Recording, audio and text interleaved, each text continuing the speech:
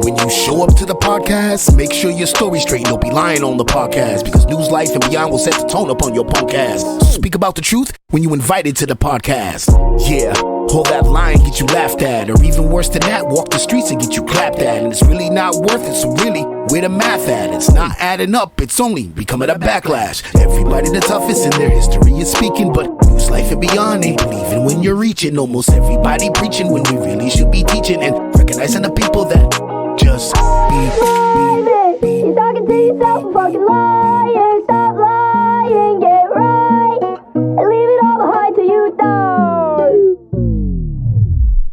And now time for the show. Thanks for coming and being a part of News Life and Beyond, where we bring you real life, real people, and real discussions. Gabby in Florida. And then I was working one day and came home from work, and Beth was loading up the house into a U-Haul. And I'm like, what the fuck's going on? And she goes, I'm going to my parents for a while. I need to get a break away from you. I'm like, a break away from me? Why? Like, what the fuck am I doing? I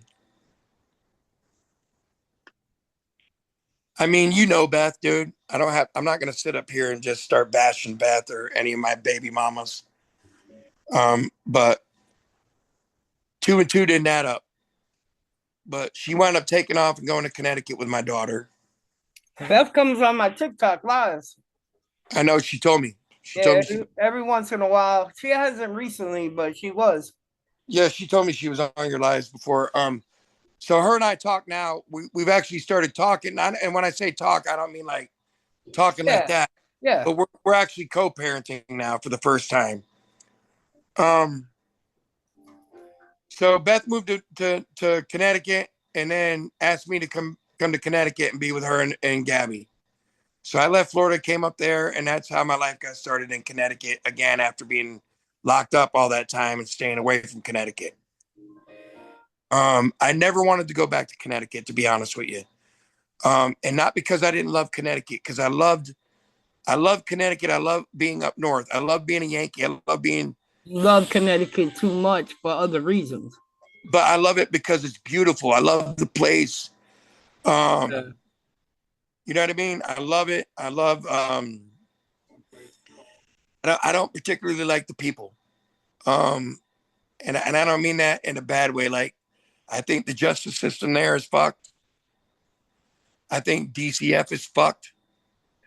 I think that, you know, you got a lot of stuck up, snotty-nosed people that are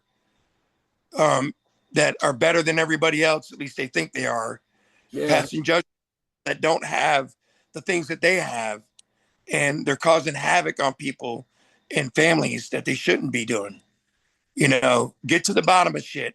Get to the truth before you pull a kid out of their family, or before you pull a father away from their children. Agree. You know, that's just, you know, how my thought of Connecticut is. But I love scenery.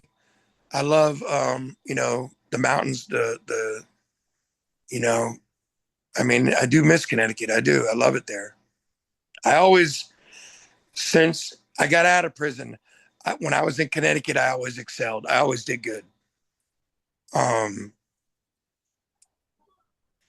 But, you know. So you moved back to Connecticut with Beth, all right? Yep. So how did Mary come back in the picture? All right, so you cheating on Beth? We're going. So me and you, because we're tight, we're gonna open up Pandora's box tonight, and this is your podcast. All right. So I was in Connecticut with Beth, building a relationship with, a life with Beth, and you know, we lived over there in Hopeville. That's when Quentin and Jordan got together, and Aubrey was born. And, you know, Quentin was a really good stepfather for Analia. Yeah. I didn't know much about Q. I knew Brandon, and I wasn't a big fan of Brandon's, you know. I really wasn't, just from what I've seen, you know. But things were happening with Beth that, you know, I started noticing. You know, when you're an addict and you've been an addict in your life and you identify addict behavior, Yeah. you Yeah. know what I mean? It's a behavior pattern. We see it, we identify it for what it is. Um, and I was identifying a lot of stuff with Beth that I didn't like. You know, there was just sneaky, conniving stuff. So Beth and I wound up going through our stuff. She wound up getting hooked on heroin, fentanyl. Um, Wound up stealing all the kids' Christmas, stealing all my money, our rent money, and getting high on it. And I didn't know anything about it until everything was missing. So I came home, confronted her.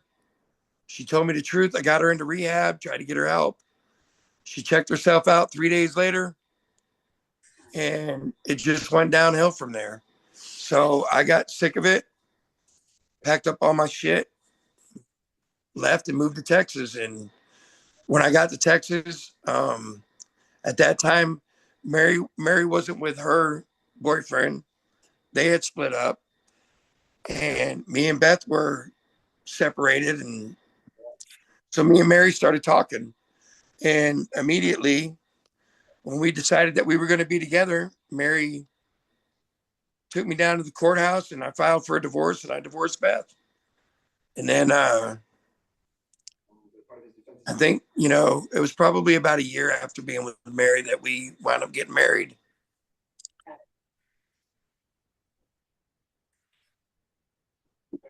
And we did good. We, you know, for a while, me and Mary did really good. And How then long were y'all married for?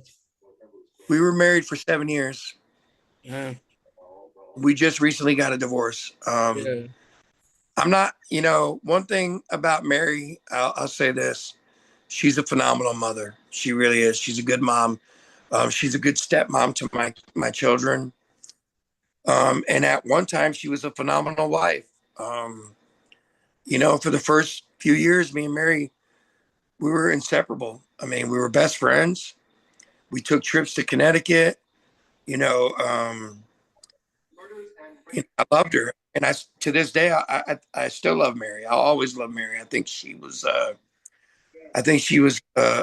good person, and you know, I had a lot of respect for Mary, just from you know her overcoming things she went through in her life. You know, Mary had a son that was killed in a car accident Yeah. when he was 4 years old, and you know that influenced me to see this woman pick herself up off the floor and go to school and get her degree and take care of her kid after losing her son. Um, I wouldn't have been able to do it personally, me myself. See, I So couldn't even I, imagine I losing a kid, bro. yeah, I I mean, couldn't. no parents their Nah. baby. Women are strong, yo. Yeah, they're a lot stronger They than we are. really are, yo. We're pussies. But yeah, so after little Leo was born, I don't know what happened, bro. I know I was drinking a lot at that time. I was hanging a lot. I had a lot of friends that I got drunk with a lot, and Yeah. I know Mary didn't like it. You know, like I could tell she didn't like it. But you know, one of the reasons that I left Connecticut was to get away from me hanging out with those kind of people and drinking all the time. You Yeah. know, so I could be better for her. And I got here and I gave up drinking. I gave up smoking weed. I was going to church full time, getting involved in, you know, the church and, you know, trying to teach the word of God. And, bro, it didn't matter what I did. I couldn't make her happy. Like she was always angry at me. You know what I mean? Um, it seemed like the littlest things I did made her mad. So I don't know. Again, you know, this divorce wasn't something that I wanted. It was something that she asked for. You know, her and I had a wonderful day with our grandchildren, and we came home that night, and I'm on the toilet playing my video game, and she comes in and she goes, "Hey, can I talk to you right quick?" And I'm like, "Yeah, sure." She's like, "Listen, I don't want to work on this anymore. I want a divorce." bro, like my heart went down into my chest. Like it went like down into my stomach. I didn't like I had to stop for a minute. It was like being sentenced to 22 years all over again. Here's a woman you love, and she's telling you she doesn't want to be with you anymore. And I'm like, I built a life with you. I got a son with you. I had my only son. You're the only person to ever give me a son. And when I asked her why, she's like, I just feel like you don't like me. And I'm like, dude, are you fucking kidding me? I mean, the comical part of me, dude, the person that's humorous, I wanted to say, does any man really love like his wife? I mean, we love him, but do we like him? Right. But I knew at that point it wasn't time to joke. And I was like, what do you mean I don't like you? I love you. You're my wife. You're the mother of my son.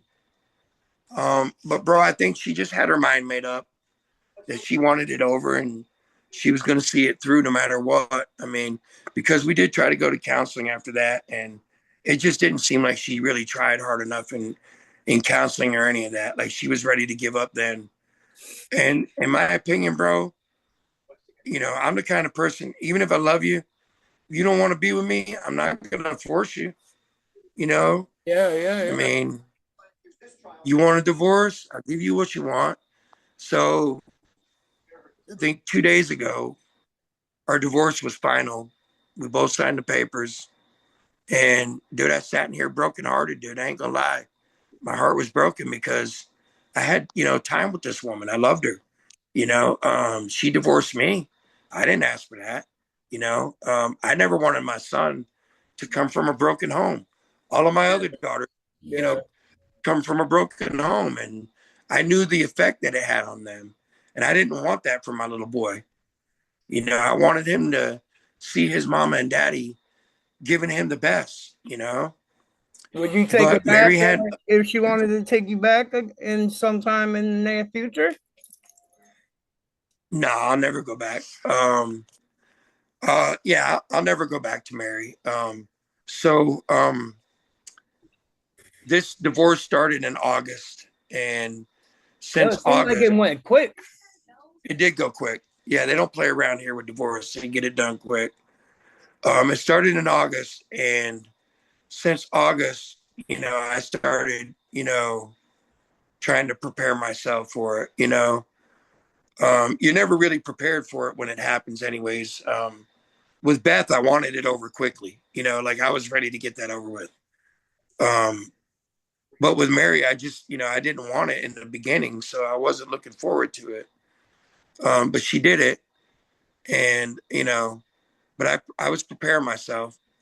I met a girl now. I'm seeing a girl that I knew when we were younger. I think we dated when I was like 14, 15 years old. Her and I worked together at a grocery store. I was bagging groceries and she worked back in I think either the meat department or the deli or something. So you But trying to you're meeting her.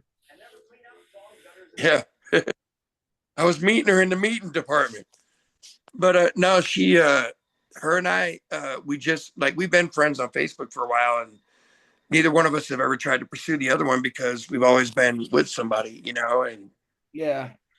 this is the first time we were both single. So, we started talking probably just about, a couple of weeks ago, actually about a week ago, a little over a week. And, dude, like, I'm ready to move on. You know what I mean? Like, I'm glad I got this girl in my life because she was somebody that made an impact on my life many years ago, bro. As far as like showing you love and dedication and loyalty that no other woman has actually shown me throughout the year. And back then I was young and stupid and wanted to fuck everybody. You know what I Have mean? you kept in contact with her over the years or just Well, we've been friends on Facebook, but we didn't really oh talk, okay. because she was with, she'd been married and with other people, and I was always married and with other people. So we were both respectful to that. Like I don't think we ever even really gave each other a thought, other than, when we were kids and, we were, goo goo eyed for each other when we were kids. But I remember breaking up with her years ago, and regretting it for so long because she was such a good person to me. You know what I mean? Like she was just always like, even when I broke up with her, she made breaking up with her easy. You know what I mean? She was like, okay, I understand. You could tell she was heartbroken, but she Yeah, understood. And in her eyes, I could see that she still loved me anyway. yeah. You know?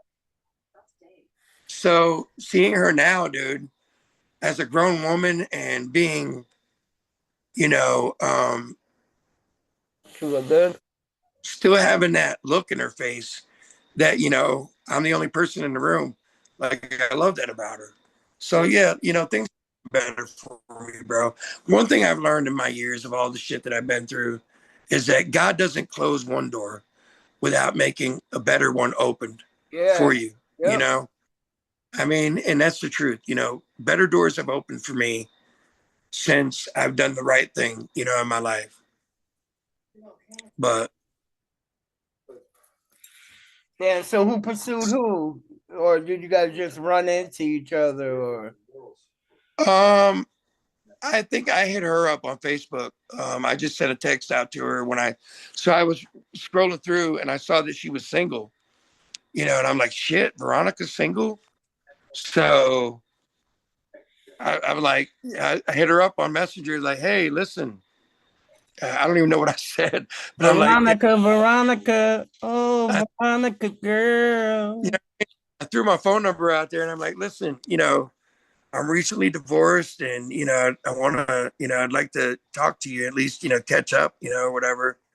And then I think it was the next day she hit me up. It might have even been that night, but she hit me up and Hi, we, Leo.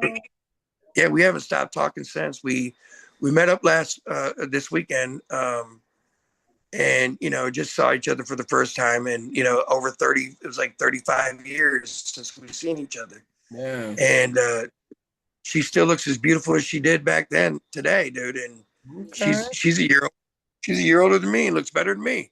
Okay. Okay. That's it. But yeah, we're talking and making plans, and so life's gonna keep going on for me regardless, bro. Yeah, even though divorce hurts. It But does you hurt. told me you were uh, going through it, so. yeah, bro, and it's been a rough one. Like I've been through two divorces. The first one hurt because where I was at when it all happened. But again, I couldn't deny it because Janine deserved to divorce me. You Like I went through deserve, three, right? huh? Three, three divorces now. This is my third divorce. Yeah. Yeah, I thought you said two. Well, no, two of them.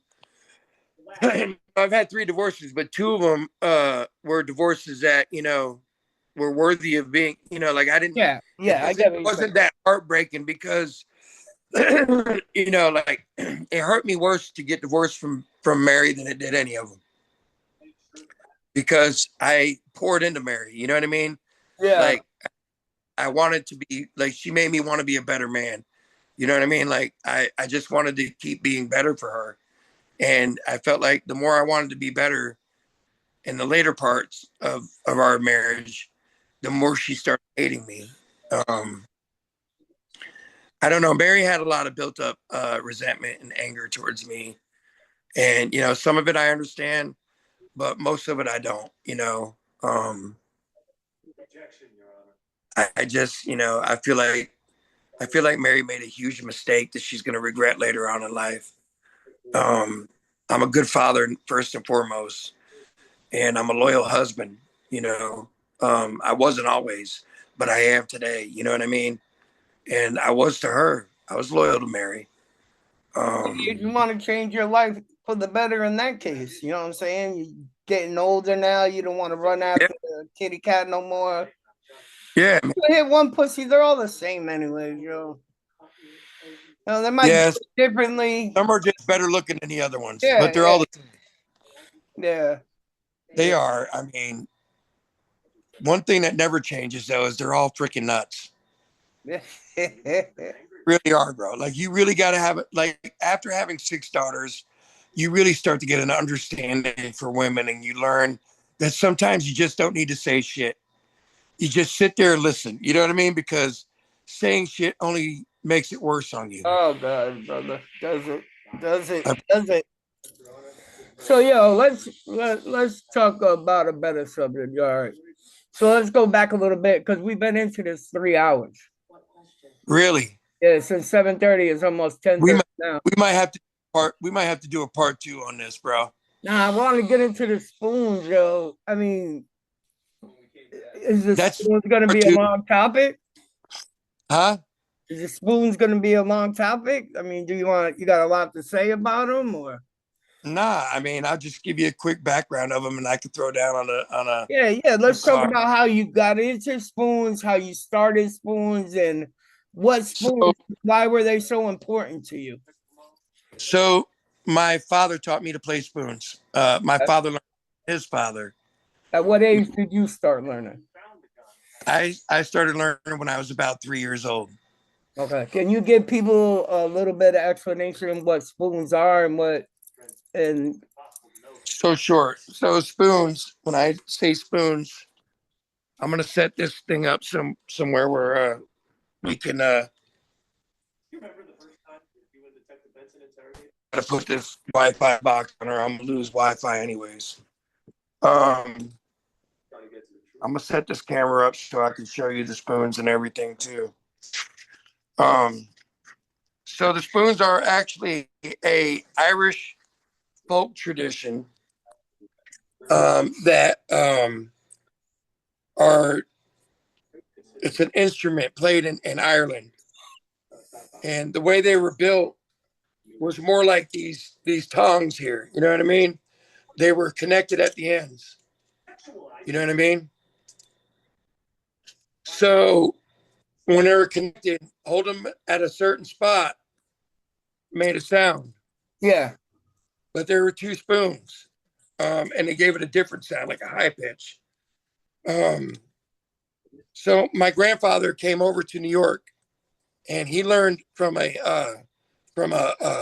old black guy shining shoes on the streets of New York how to play the spoons.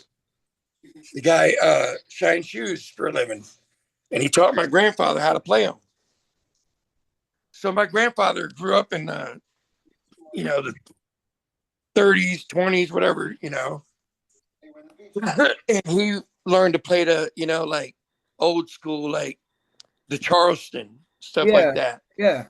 So it wasn't really like a popping thing, like I Yeah. do Yeah. now. Yeah. Um, and my dad, he taught my father growing up. My father was the oldest of 11 brothers and sisters, and he taught my dad how to play the spoons, and my dad perfected it. And he played to like Jerry Lee Lewis, 50s and 60s music Yeah. is what my dad grew up in, and that's what he learned to play to. And that's what he taught me to play to. Okay. Was When did you first pick up the spoons and start learning them?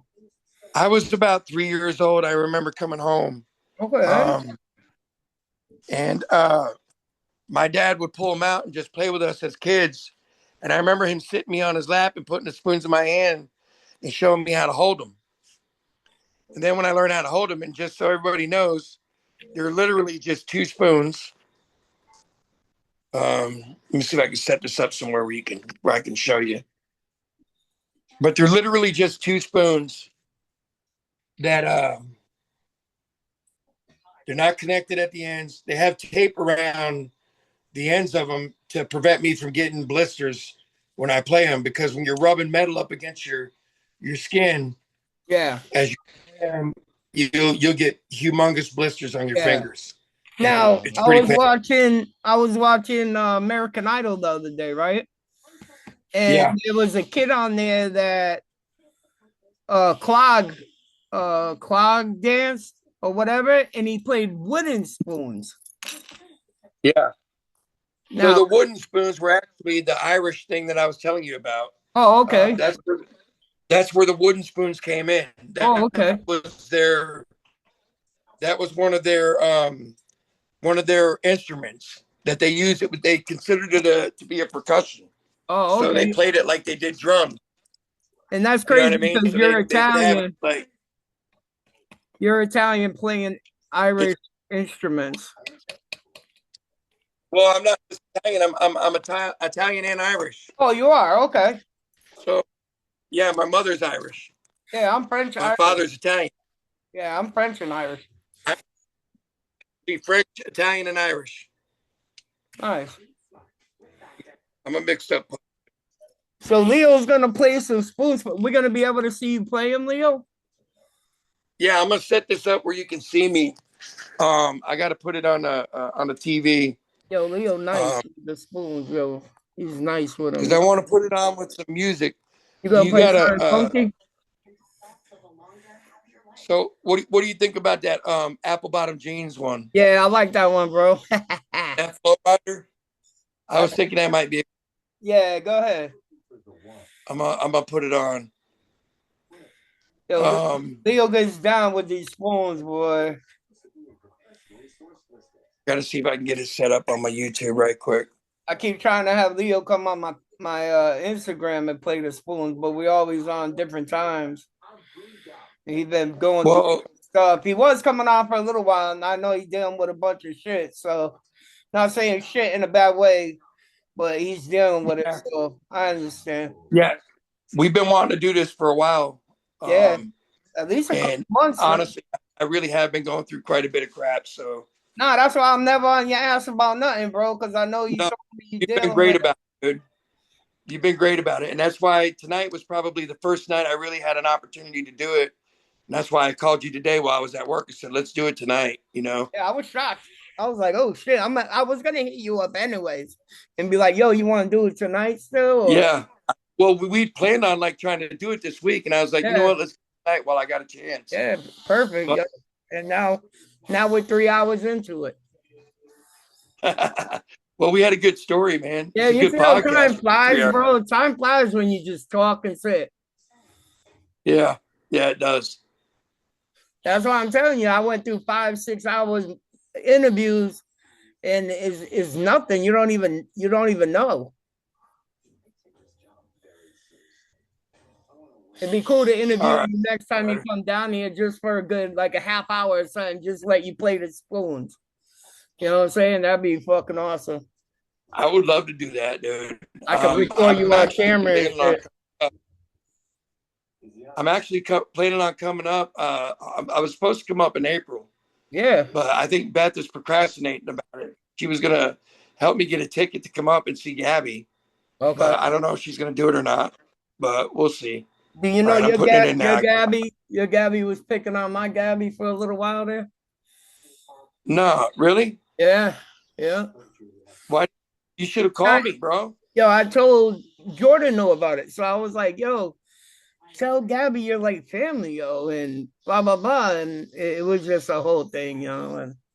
And now they cool. Now they're not cool, but she don't pick on her no more. I don't know the whole exact story, you know what I'm saying?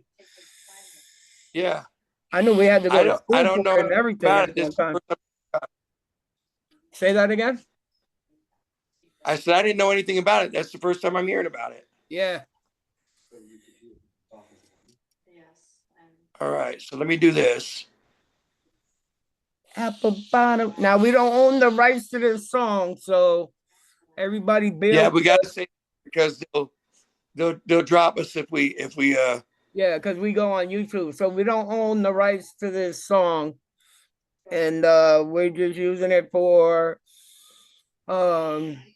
commercial purposes. I don't know what to say after that, but I know we don't own the rights to it. It's not our song. We're using it for spoon playing purposes. It's not our song at all. He says spoon playing purposes. Yo, but look, Leo about to go in. All right, I think I got it on here. Topics of discussion, all depending on the mood of the person in the interview. As long as you keep it true, don't be lying for some views, cause we might just know you in real life and beyond. Lights, camera, it's on. News, life, and beyond. Real life, real people, real discussions. Different people saying something. Everybody got a story to tell, so tell Steve J and Adam A. You tell. News, life, and beyond. Real life, real people, real discussions. Different people saying something.